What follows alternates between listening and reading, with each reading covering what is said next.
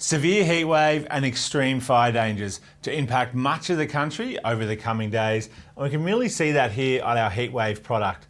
So we define a heatwave as where 3 consecutive days of where both the maximum and minimum temperatures are well above average for this time of year. And you can see that's triggering across large parts of the country, with severe to extreme heat waves across much of northern Australia, and then low to severe heat wave conditions through much of southeastern Australia as well, including some of our more populated capital cities.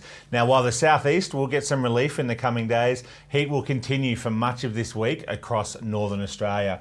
Now let's have a look at some of those temperatures. Today we're expecting large parts of central and eastern inland Australia well above 40 degrees, even getting up into the mid 40s in some locations. And Adelaide looking at temperatures of 40 degrees today. Now it's not only the maximums, as I just mentioned, also the minimums are going to be very, very warm. Looking at the minimums tonight, you can see temperatures in the high 20s to low 30s for much of inland Australia. And then that's going to move into another very hot day on Monday, with temperatures in the mid to high 40s through large parts of NT, Queensland, inland New South Wales, and even getting into northern parts of Victoria as well, with 46 at Mildura, 41 at Melbourne. Some of the suburbs could get hotter than that, and many inland areas of New South Wales looking at the high 40s, as well as northeastern South Australia. Then, thankfully, there will be some cooler air as a cool change moves through South Australia and Victoria Monday night into Tuesday morning. But that just focuses the heat now into New South Wales, where Western Sydney could reach 41 degrees on Tuesday, and inland Queensland and New South Wales continues another day of temperatures in the low to mid 40s. Now, all this heat is also driving fire dangers. So firstly, in the west, we do have extreme fire dangers there through inland parts of the Southwest Land Division. But tomorrow is more of a concern through parts of South Australia and Victoria, with extreme fire dangers forecast through eastern South Australia, western Victoria and central Victoria. That does include the Mount Lofty Ranges in South Australia, as well as the Melbourne metropolitan area, particularly for our outer suburbs in the bush and also for grassy shrubland.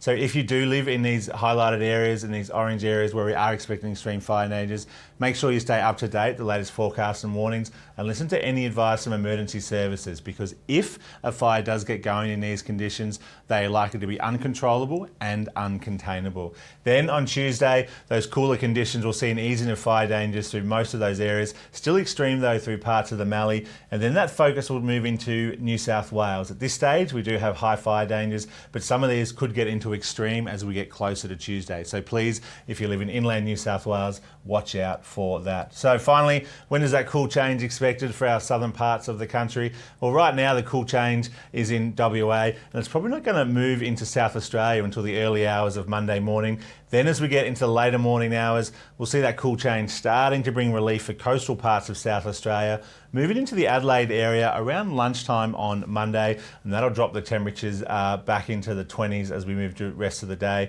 But then as we get into the afternoon hours, that heat really picking up through New South Wales and Victoria. And the cool change is likely to move through the Melbourne area sometime around 8 o'clock, give or take an hour, and then through northern and eastern parts of Victoria as we move into the Monday night and Tuesday morning time frame, with the heat then moving into New South Wales, but the cool change moving up the coast there on Tuesday afternoon. So with a lot of heat and extreme fire dangers in the coming days, make sure you stay up to date with the latest forecasts and warnings via our website, app and social media, and listen to all advice with emergency services, especially if any fires do get going.